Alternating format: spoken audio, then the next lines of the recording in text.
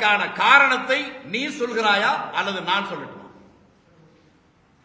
நான் சொல்லுகிறேன், நீ ராஜினாமா செய்யாவிட்டால் அன்றைக்கே நீ சிறைக்கு போயிருப்பாய். நான் கேட்கிறேன், உங்க ஊரு தெரியும், உங்க அப்பா அம்மா தெரியும், எல்லாம் தெரியும். அதே அரவக்குறிச்சியிலே ஒரு எம்எல்ஏ இருந்தார் காங்கிரஸ்ல. அவர் பேர் சதாசிவன் பேர். காமராஜருக்கு மிக நெருக்கமானவர். 3 முறை சட்டமன்ற உறுப்பினராக இருந்தவர்.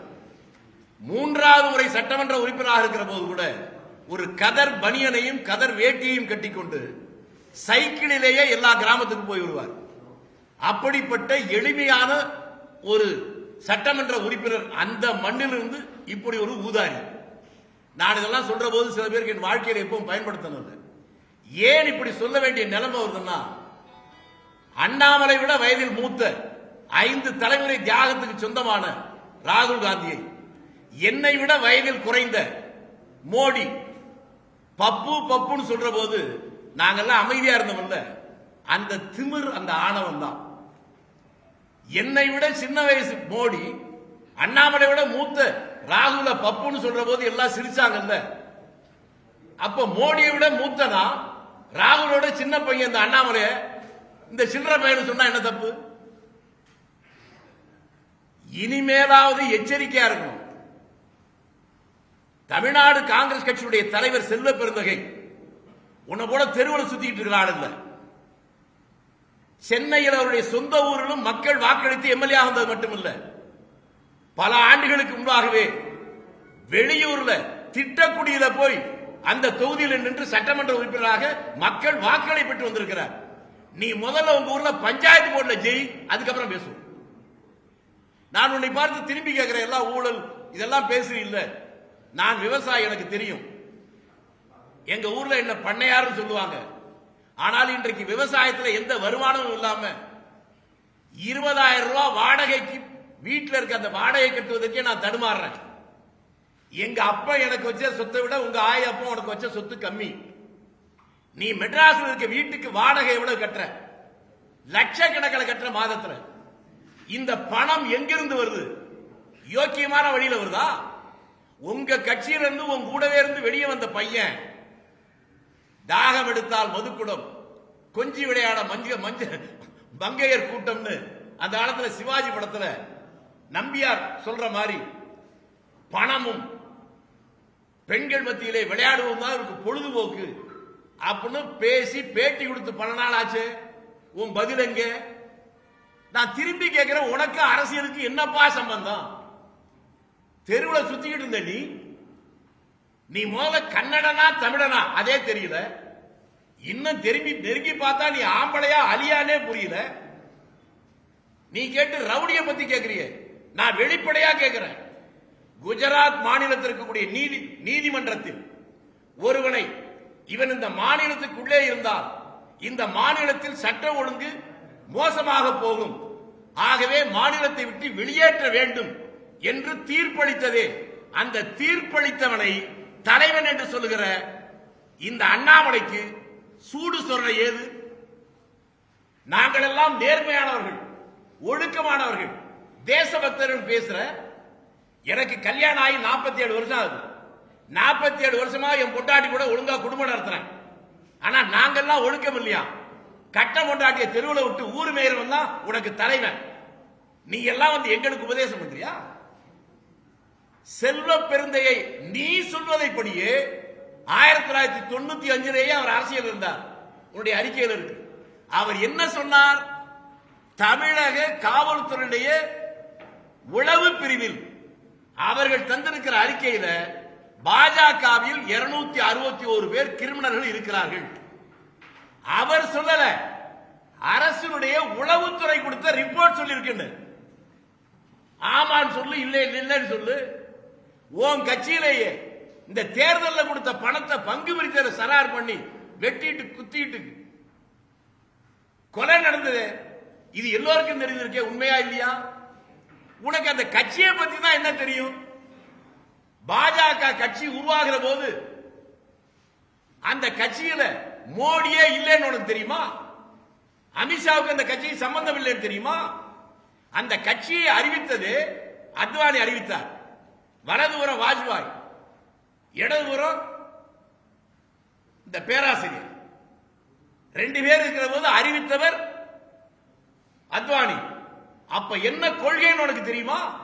இன்னைக்கு சனாதனத்தை பேசுற பத்திரிகைகள் வந்திருக்கவங்க உங்க பத்திரிகை எடுத்து பேருங்க.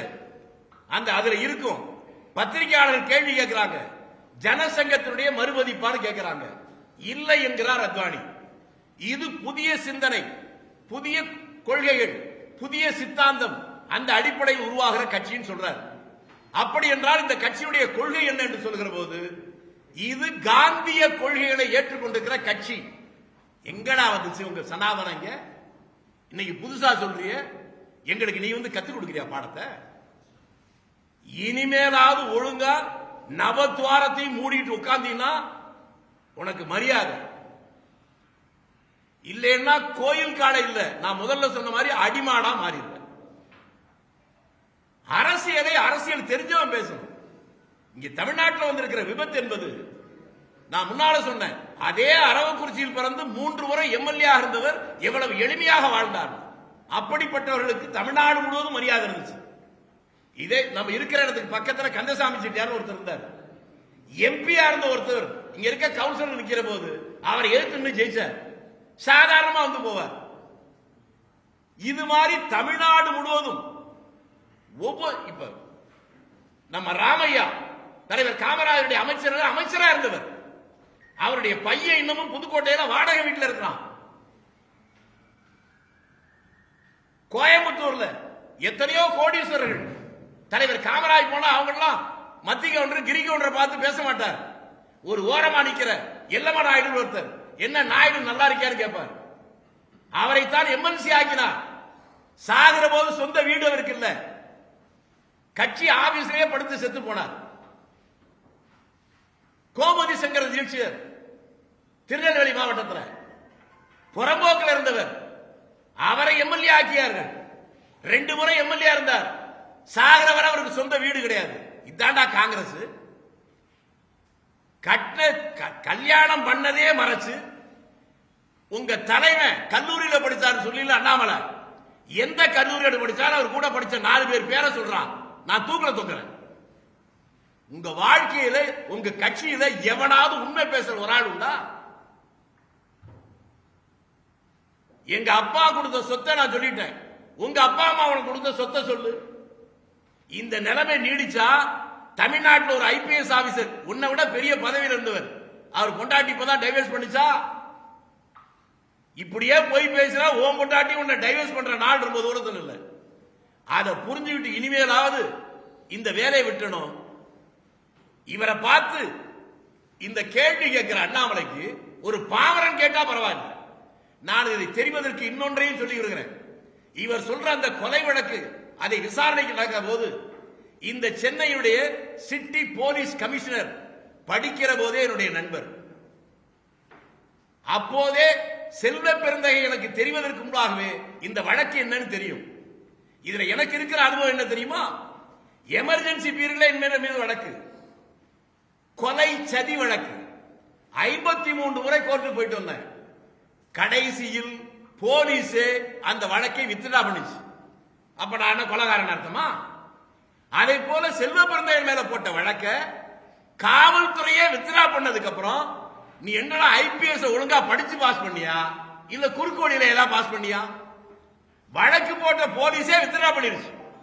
இப்ப அவர் மீது அந்த வழக்கு இத்தனாம் தேதி இந்த செக்ஷன்ல போட்டாங்க.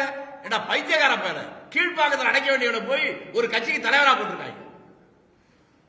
தமிழ்நாட்டில் இருக்கக்கூடிய ஒரு தேசிய கட்சியின் ஒரு பட்டியலினத்தை சேர்ந்த ஒருவர் படுகொலை செய்யப்படுகிறார்.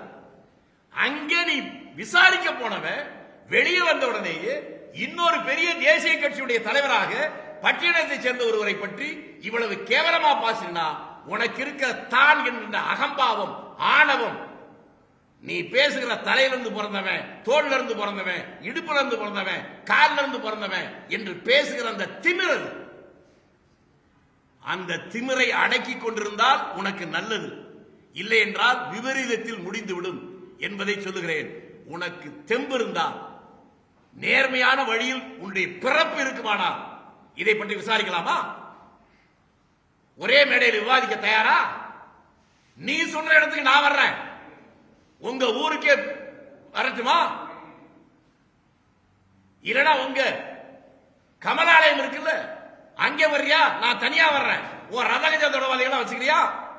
மீண்டும் உன்னை பார்த்து கேட்கிறேன், உங்க கமலாலயத்துல ஒரு படம் இருக்கு, செண்பராமன் பிள்ளை படம்.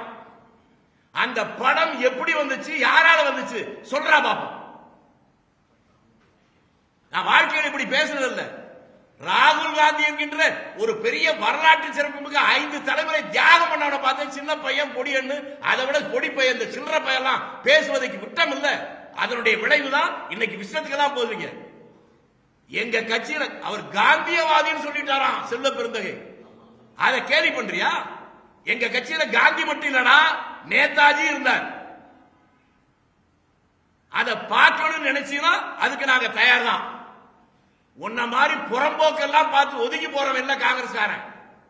வெள்ளைக்காரன் 200 ஆண்டு காலங்கள் இந்தியாவை ஆண்ட போது நீயும் உங்க RSS கட்சியும் பிரிட்டிஷ் ராணிக்கு ஆதரவாக வரவேற்பு கொடுத்த நேரத்தில் அவர்களை எதிர்த்து போராடி அடியும் உதவியும் வாங்கி சுதந்திரத்துக்காக போராடிய எங்கிட்ட வந்து வேலையை காட்டியா?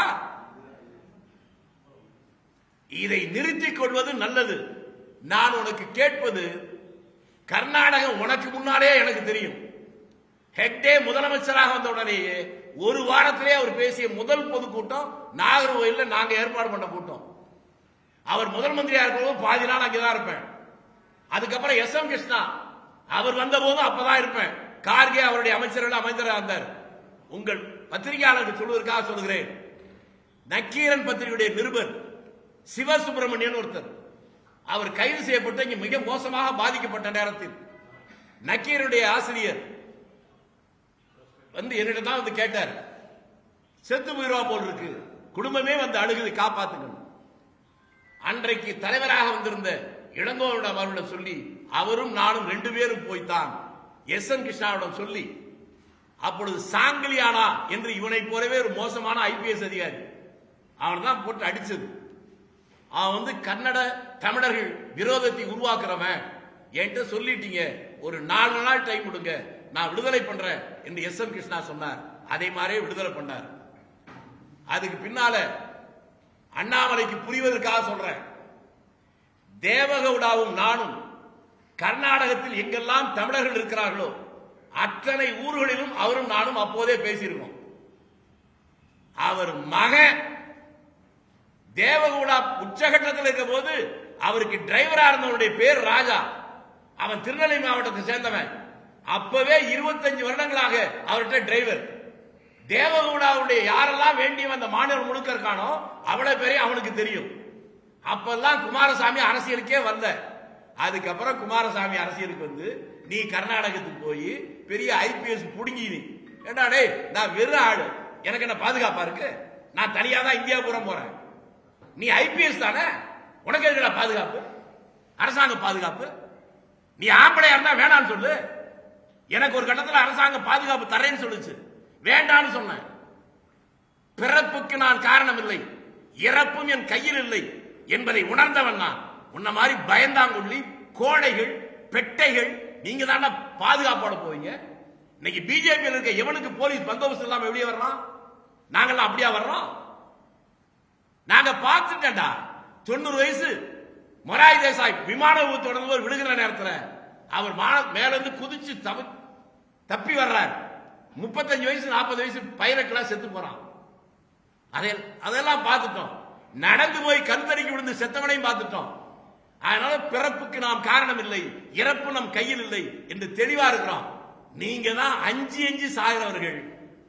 அப்படி இருந்தாலும் இந்த அதிகாரம், ஆணவம், திமிர் அதை கடந்து ஒரு பட்டியலினத்தை சேர்ந்தவன் என்கின்ற ஒரே ஒரு காரணத்திற்காக நீங்கள் இதை செய்வீர்களே, ஆனால் பட்டியலினத்திற்கு பின்னாலே நீங்கள் அவர்கள் மட்டுமல்ல, காந்தியை நேசிக்கிற தலைவர் காமராஜரை நேசிக்கிற ஒவ்வொரு காங்கிரஸ்காரனும் அவர்களுக்கு அரணாக நிற்போம்.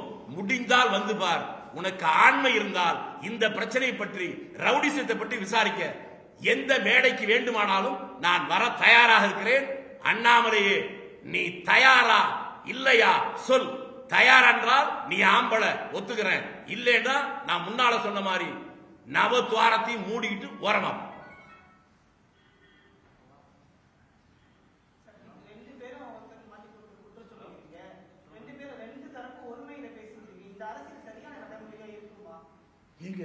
இப்பதாங்க அதாவது நீங்க கேட்டது ரொம்ப சந்தோஷமா இருக்குங்க.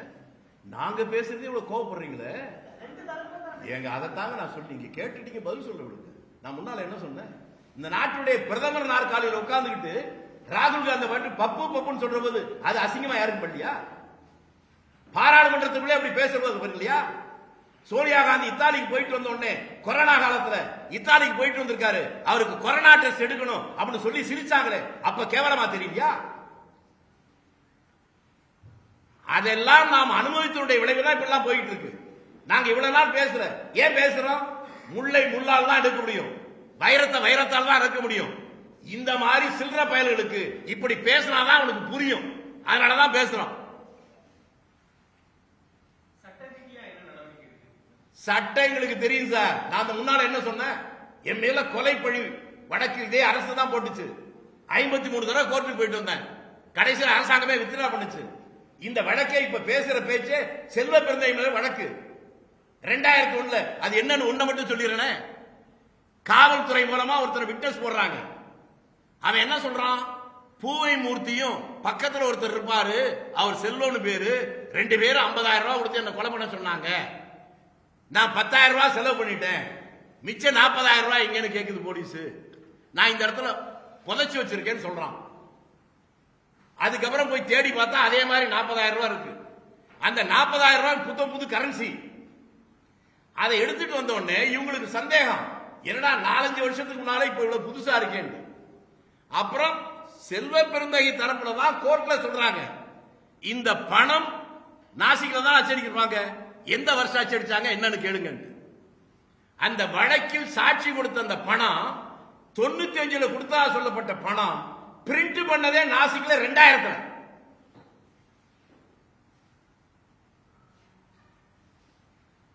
சொராபுதீன் கேஸ் தெரியுமா? பில்கிஸ் பானு குஜராத்ல இருந்து தெரியுமா?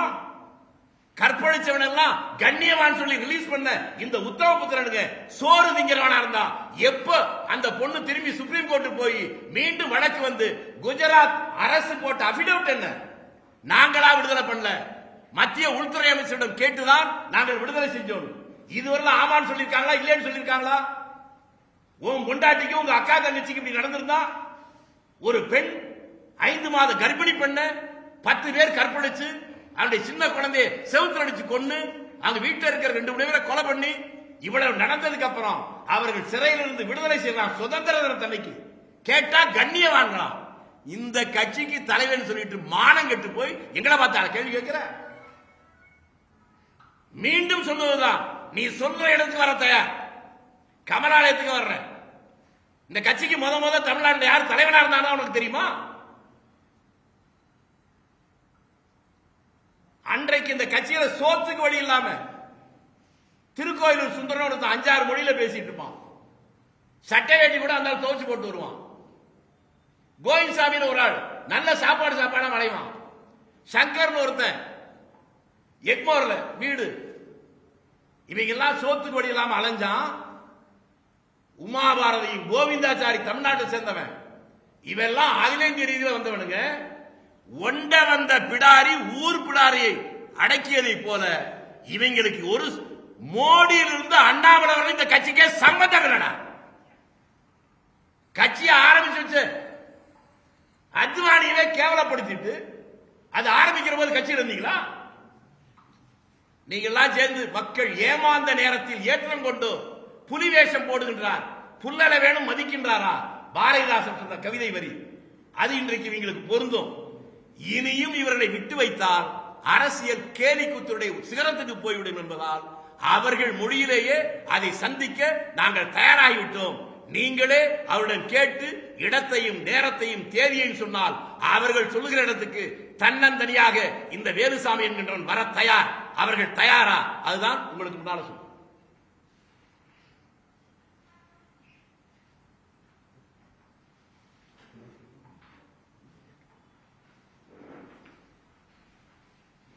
இதுக்கு என்னன்னு கேட்டா, ஷேக்ஸ்பியர் சொன்னதுல ஒரு வரி உண்டு, ஜலசி வித்தவுட் ரீசன். இந்த மனநோயாளி அண்ணாமலைக்கு யாரை பார்த்தாலும் வெறுப்பு, யாரை பார்த்தாலும் குறை சொல்றது. கீழ்பாக்கத்துல ஏதாவது அட்மிஷன் வாங்கி கொடுத்தீங்கன்னா அந்த குடும்பமா நல்லா